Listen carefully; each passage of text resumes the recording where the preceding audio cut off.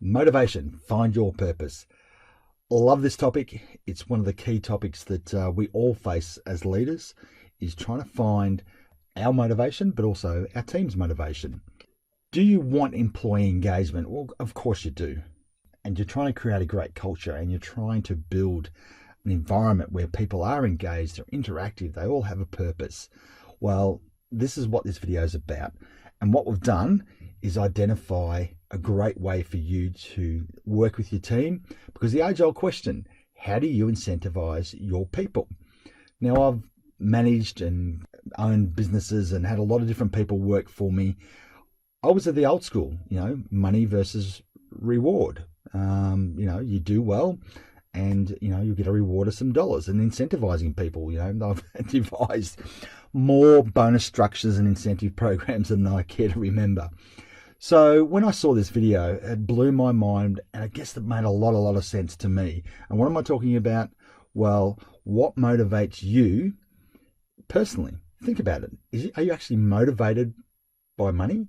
Are you motivated by, doing other things? And I've found that certainly money is never the key motivator. Time, things that are important to people might be gifts or whatever. There's a whole range of things that I've used to incentivize after I learnt about true motivation of an individual and what it means to really find your purpose. So what we have here is a great video on how motivation works, and it's actually scientifically proven, and I think you'll get a lot out of it. So, all right, let's jump into the video. Enjoy, and our motivations are unbelievably interesting, so I think you'll like it. Our motivations are unbelievably interesting. I mean, I've been working on this for a few years, and I just find the topic still so amazingly engaging and interesting. So I want to tell you about that. The science is really surprising. The science is a little bit freaky, okay?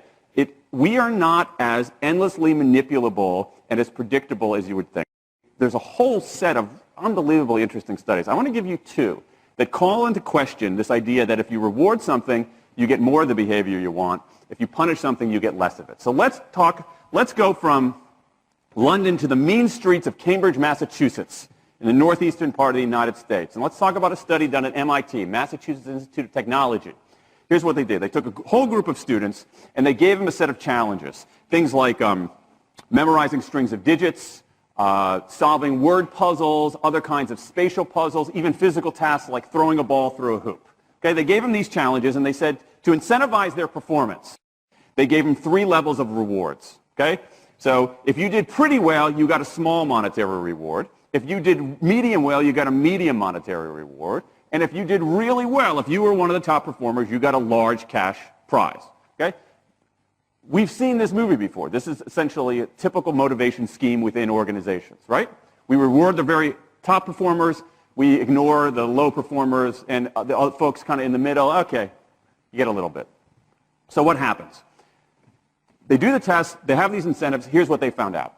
1, as long as the task involved only mechanical skill, bonuses worked as they would be expected. The higher the pay, the better their performance.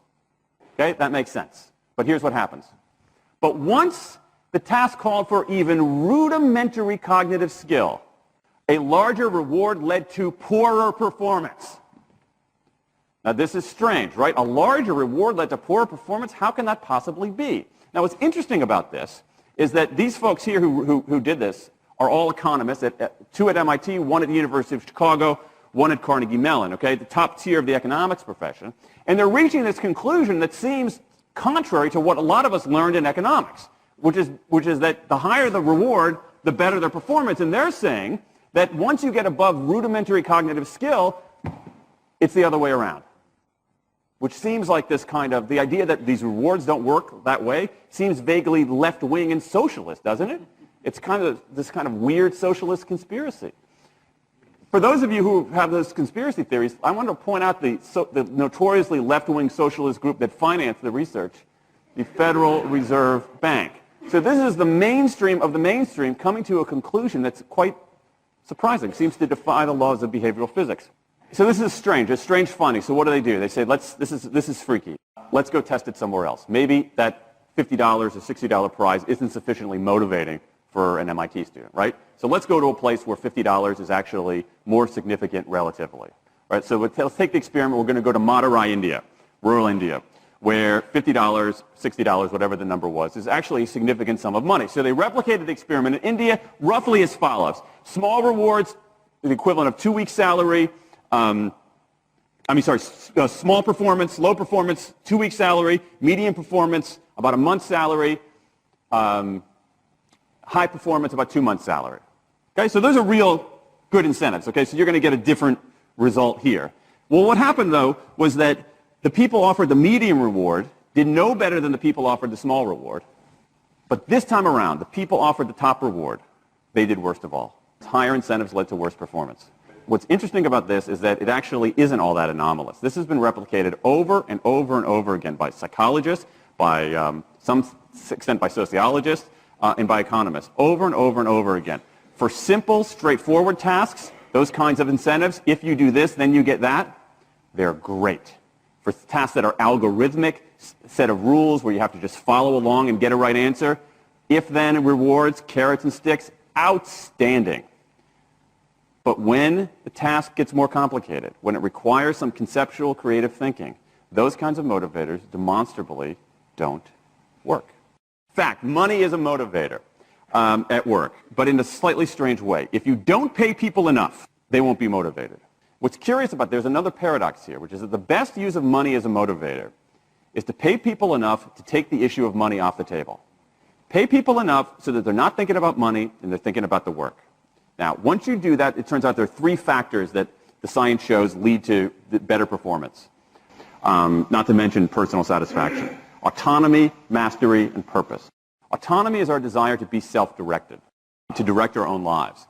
Now, in many ways, traditional notions of management run afoul of that. Management is great if you want compliance, but if you want engagement, which is what we want in the workforce today as people are doing more complicated, sophisticated things, self-direction is better. Let me give you some examples of this, of almost radical forms of self-direction in the workplace that lead to good results. Let's start with this company right here, Atlassian, an Australian company. It's a software company, and they do something really cool. Once a quarter, on a Thursday afternoon, they say to their developers, for the next 24 hours, you can work on anything you want. You can work on it the way you want. You can work on it with whomever you want. All we ask is that you show the results to the company at the end of those 24 hours in this fun kind of meeting, not a star chamber session, but this fun meeting with beer and cake and fun and other things like that. It turns out that that one day of pure, undiluted autonomy has led to a whole array of fixes for existing software, a whole array of ideas for new products that otherwise had never emerged. One day. Now, this is not an if-then incentive. This is not the sort of thing that I would have done 3 years ago before I knew this research. I would have said, you want people to be creative and innovative? Give them a frickin' innovation bonus. If you do something cool, I'll give you $2,500. They're not doing this at all. They're essentially saying, you probably want to do something interesting. Let me just get out of your way. One day of autonomy produces things that had never emerged. Now, let's talk about mastery. Mastery is our urge to get better at stuff. We like to get better at stuff. This is why people play musical instruments on the weekend. You got all these people who are acting in ways that seem irrational economically. They play musical instruments on weekends. Why? It's not going to get them a mate. It's not going to make them any money. Why are they doing it? Because it's fun, because you get better at it, and that's satisfying. Go back in time a little bit. I imagine this if I went to my first economics professor, a woman named Mary Alice Schulman, and I went to her in 1983 and said, Professor Schulman, can I talk to you after class for a moment? Yeah. I got this inkling. I got this idea for a business model. I just want to run it past you. Here's how it would work. You get a bunch of people around the world who are doing highly skilled work, but they're willing to do it for free and volunteer their time, 20, sometimes 30 hours a week.